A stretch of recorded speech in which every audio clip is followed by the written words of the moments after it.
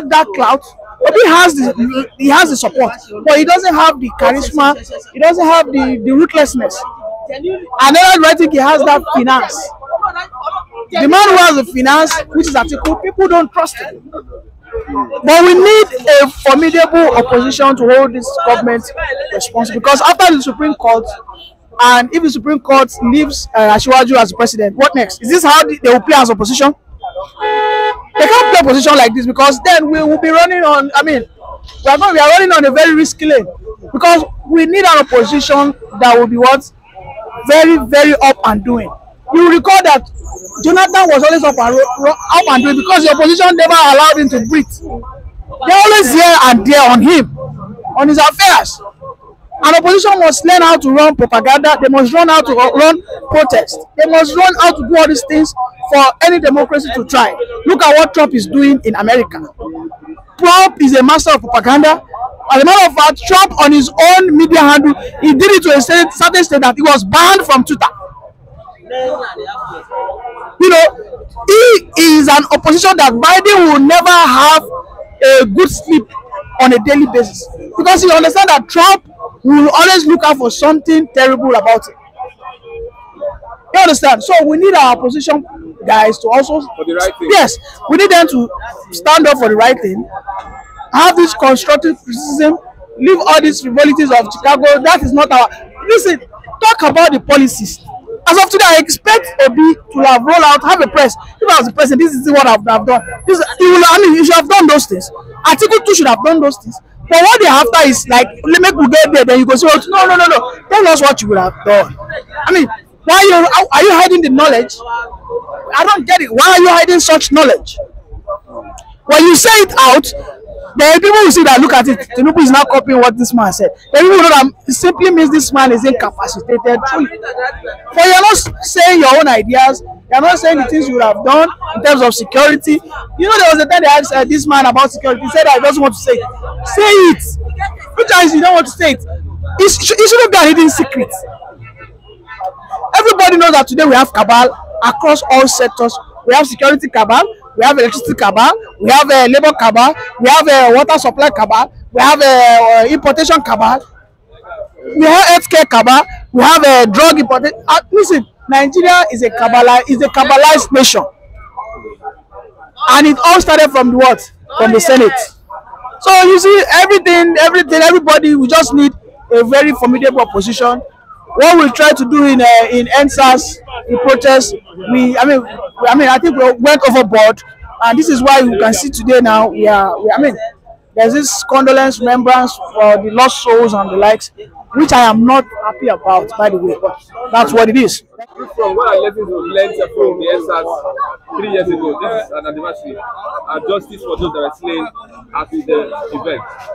Well, first and foremost, we discovered that the NSAS was overturned and used by propagandists. First and foremost, because for the last 3 years we have not been able to see anybody come out here to evidently prove that one of the bodies belongs to him. It's a pity that everybody said that over 1 million person was killed at the toll gate, but over 3 years, not one person has gone out there to identify his family member. Just last week or last 2 weeks, Lagos State decided to bury them. They said, no, give us more time. For Christ's sake, if you have someone amongst them, go and identify him. List of the deceased was released, a list that carries I think their names or thereabouts. I can tell you that we had more people that are killed in Afagba bus stop here. I'm not even sure anybody was killed at that Lekki toll gate. The Lekki toll gate was for one purpose. Let us have police reform. After 2 weeks, the notes were taken by the governor of Lagos State. It took it to Buhari. But you see, our youth, out of their exuberances and their excesses, turned into something else. They turned into something else. They decided to ignore every law and order in place. They took laws into their hands, and they started destroying priority buses, churches, even banks and the likes. And that was what led to what happened. So we as the people, if we are on a single course, let us understand this is where we are. We shouldn't digress. We shouldn't, because until we learn to do that, the government will take us seriously. Now look at today, what have we achieved? because we allowed our youthful exuberances to override what we intended to achieve, and everything is what it is today. I'm not happy. I'm not happy wherever it happened. I'm not happy people died. I'm not happy. All right, but I can tell you that we could have managed that situation, because yes, we as the people, we as Nigerians, we have that responsibility to ensure that this country does not fall into chaos. Even in the front of protesting, we shouldn't turn ourselves into hoodlums. We shouldn't turn ourselves into mobs. Right? We shouldn't. If the government said they have gotten your cry, give us some time to think over it. But you now insist that no, then they gave you an instruction to leave and you don't leave. The government can always, give curfews, because they must ensure that they enhance and enforce cohesive power across the whole state. Look at what is happening in France today because of the Israel-Palestinian war. Pro-Palestinians are out there protesting. Initially, France released a memo that they don't want the unnecessary gatherings of people around so quarters. But these pro-Palestinians did not listen. Now today we will see that police officers in France are using baton, sticks, water gun, water cannon to save people away from the street. You get my point? Some people have been injured. As a matter of fact, some people are killed. Some people are smashed on their head with baton and the likes. I mean, these are violent ways to instill peace in the states. Those guys who are protesting for Palestinians initially were told, yes, you can gather in this part, but after a period of time, go back to your work. Then they decided not to listen. And this is today now we can see that French is enforcing the rule of law. You can see it is going in Netherlands. Even we have seen what is going in UK and America. Capitol Hill. Yes, in Capitol Hill, we can see how pro-Palestinians are trying to take laws into their hands, and the police officers in America are enforcing, law and order by all means. So listen, Nigerians, yes, we need to educate ourselves the more. We understand that our government have not done very well.